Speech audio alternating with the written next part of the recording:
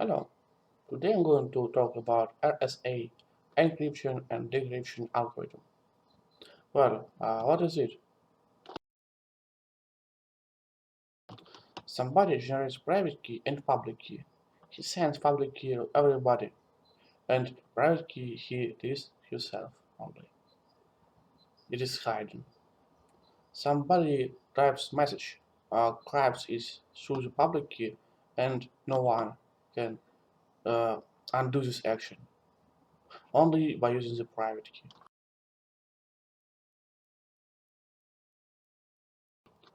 How to do this? How to realize this? Firstly, let's talk some about mathematics, exactly about Euler and Fermat.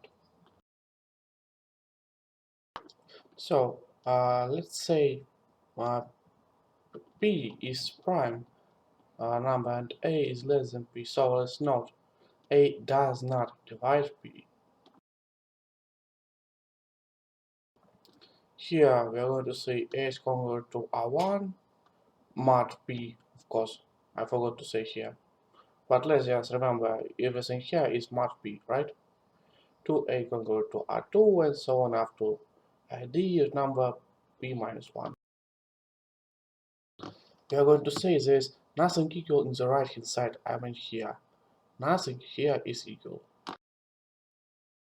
Let's suppose some of these rests are equal. It means if x is not y, not equal, and they both are less than p, right? X times I is congruent to y times a, but y does not divide p. It means we can subtract a and a here. Well, x and y are less than p. It means if they are congruent, they are equal. We might meet with a paradox because if x is y, is not y, x is y. It is paradox. It can be from 0 up to p minus 1. But wait, if it is 0, it means something here divides by p. It won't work because nothing here divides by p is prime. Nothing here is divisible by p. It means we won't take 0. Okay, now from 1 up to p minus 1 and all they are different. It means there is everything from 1 up to p minus 1 and it doesn't mean a thing. Here is 1, 2, 3 or 3, 2, 1 and everything else. All the numbers are from 1 up to p minus 1. If we will try to multiply them all, we will get p minus 1 factorial here. Of course I wrote here mod p and here the same thing but times a is the power of p minus 1 because here is 1 times a, right? P minus 1 is factorial is everything from 1 up to p minus 1 multiplied by each other. Nothing of them is divisible by p and divides p because it is less than p and p is prime. Subtracting by this stuff, we'll get a to the power of p minus 1 congruent to 1 mod p. And also a to the power of p congruent to a mod p. No, but time of the stuff time a doesn't divide p, right? This strange thing is called small Fermat's theorem. Well, we'll use it sometime later. You can ask me, how will you make program to be able to calculate this thing? Because this number is really large. I will say, this is number theory. We don't have to calculate it, we just want to know the answer. For example, here we try uh, 12 mod 5 to the power of 35. Well, now 35 is odd number. Let's try to write it as 2 times 2 to the power of 34 and then divide the power to tau and write our function in the second power. Here everything is easily, we can write it as minus 1, but our program doesn't work like this. It will do something another. Well, how does it work, this algorithm?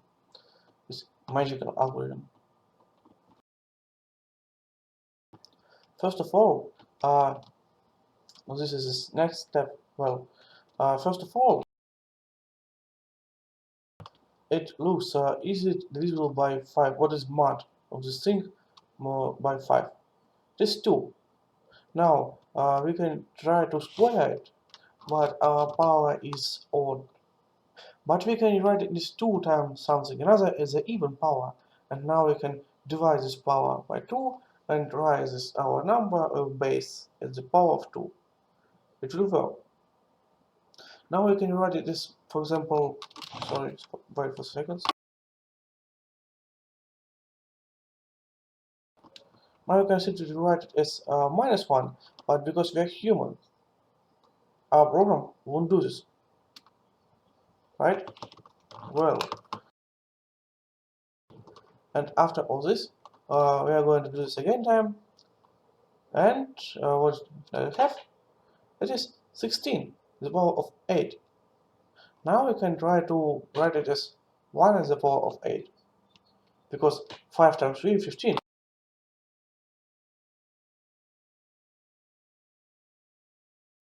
Let's talk about phi function. It is multiplication of is 1.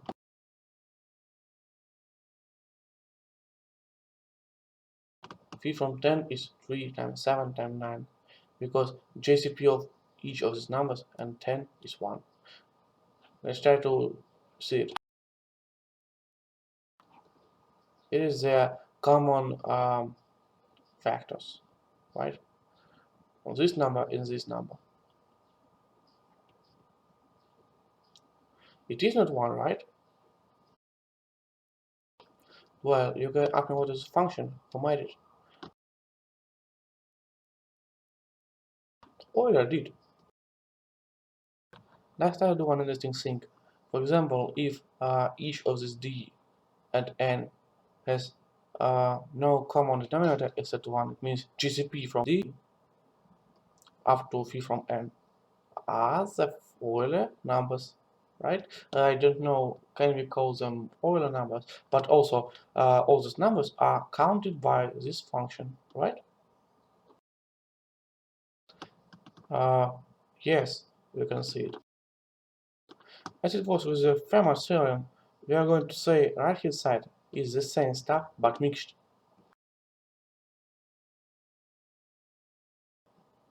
Each of these d time a is key time n, right? Key is some number, integer, plus r.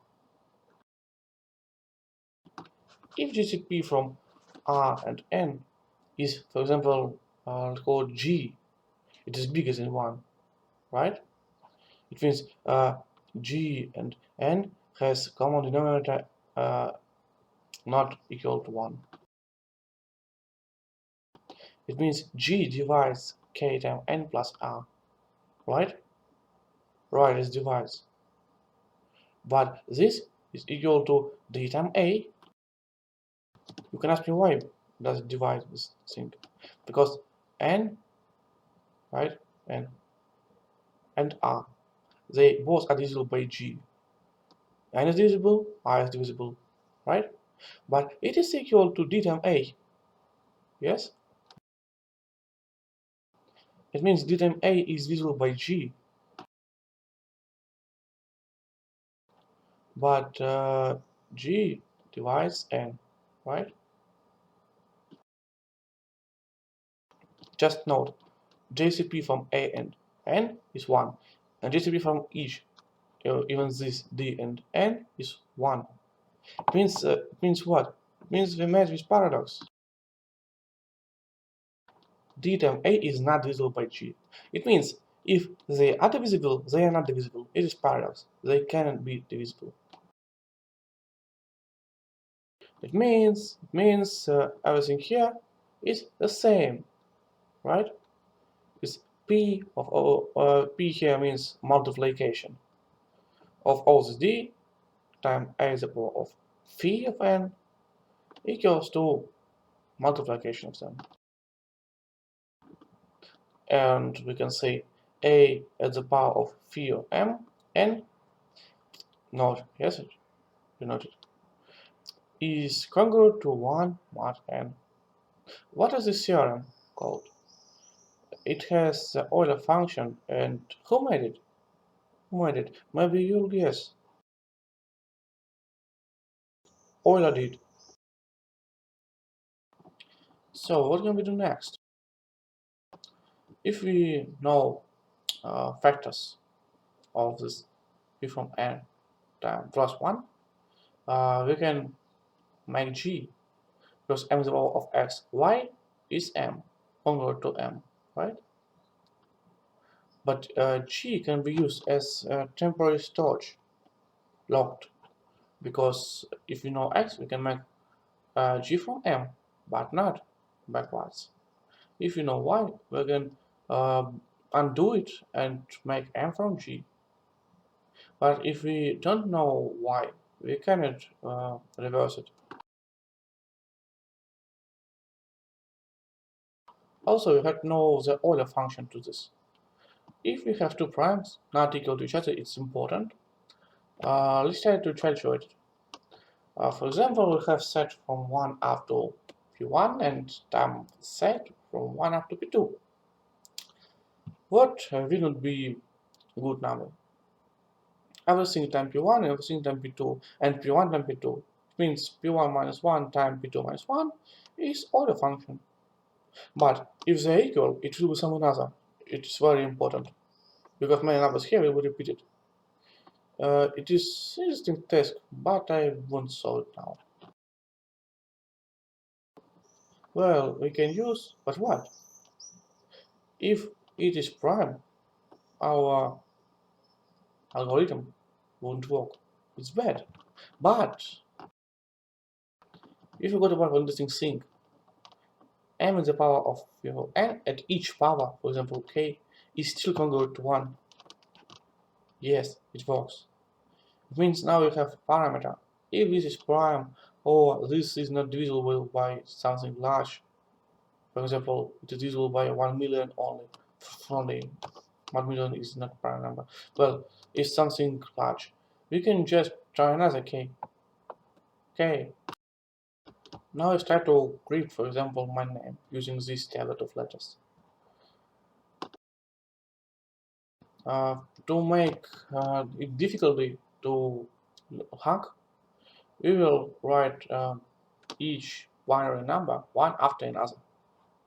It looks like this. It looks like this. All these numbers goes to this large binary number, and now we can get another power of x mod n, and again we can make m if we know the private key.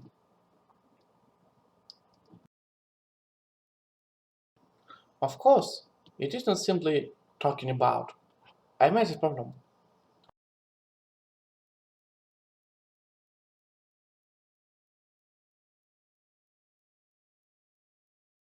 Numbers 1 in the binary code to make it difficult to hack.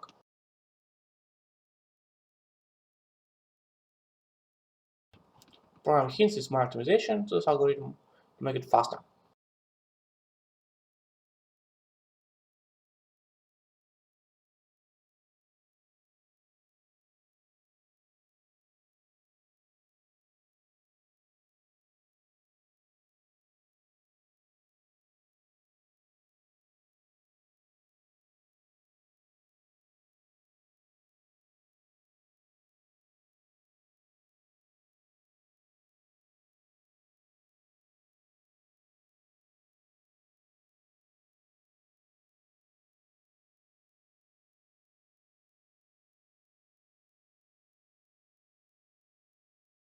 I'm sorry for this open.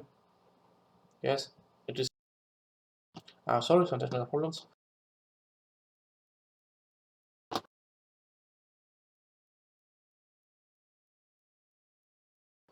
Binary code and what the central channel.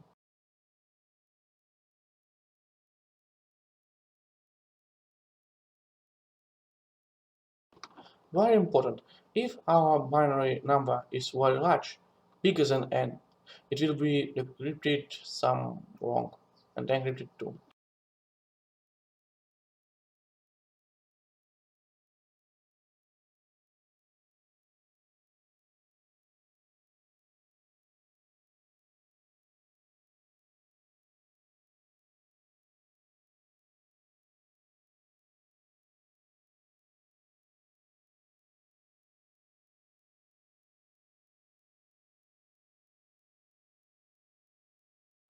Now it is bigger than our public n number. Oh, it isn't. I cannot remember now. Oh, well, let's try it. Yes, it is bigger and it makes some mistakes, right? If you're going to say this thing, just what? Just make number bigger, right? So if you have some text and you're going to encrypt it, not decrypt it, just separate it by some paths, send them to this machine, and then send it the channel to someone else who has uh, another key and will be able to remake them and send you and send to someone else or use it himself to build test again. Yes, you can, of course, you can make very large number, very large number. For example, binary what? Binary 500 binary numbers. It is quite large. Of course, I will show how long will it take. I'll say how much seconds does it take. Now I'll stop recording temporarily. Oh yes, 50 seconds. Just look at this. It's very large. This factors. It's very interesting. I used oh sorry, I use a famous theorem to use these numbers. To make these numbers possible. As you can see, it takes too much random memory and it's over. Well, let's try something less.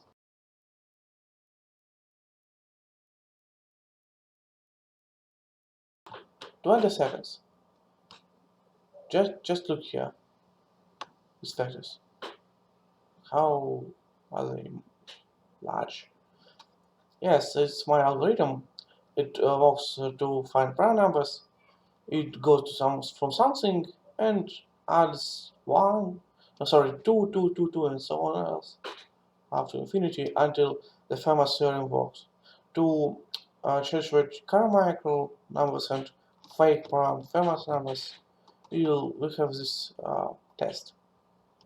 If it is encrypted right, it is everything alright. If it is wrong, we made something bad. Because famous theorem works on the one side. If number is prime, it works. But some non-prime numbers can work too. They are called fake Fermat prime numbers, and some of them very rare are called the Carmichael numbers. But I use here prime numbers from first up to what? Up to 100th of prime number. Just calculated it as usually, trying to find factors, and after not finding it, writing is a mess, is an array. And now we can try, for example, this number is divisible by from this array by the third prime number, and it means we won't use our Fermat test. Yes, this is my problem. It works like this, and goes from here first up to 1000. If it doesn't find any match, it told this number is not non-prime. Also, and it starts the famous test. You can use something else. It's only my solution. Goodbye. Start liking this video, write commentary, and what? Goodbye.